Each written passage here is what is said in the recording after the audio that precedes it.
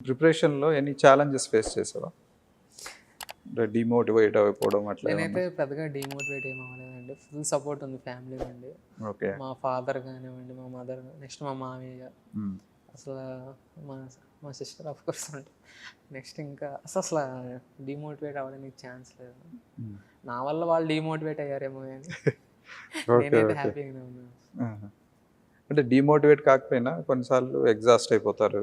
లేకపోతే డీవియేషన్స్ వచ్చేస్తాయి. అవును సార్. సోషల్ మీడియా డీవియేషన్స్ ఏవో ఒకటి ఉంటాయి. అవును. అలాంటివేమన్నా జరిగాయా? సో, డీవియేషన్స్ అంటే ఈ టైంలో డీవియేషన్, సోషల్ మీడియా అనేది ఇంకా అది తప్పదింకా. సో, మనం ఏం చేయాలంటే ఇది చాలా ఇంపార్టెంట్ పాయింట్ యాక్చువల్‌గా.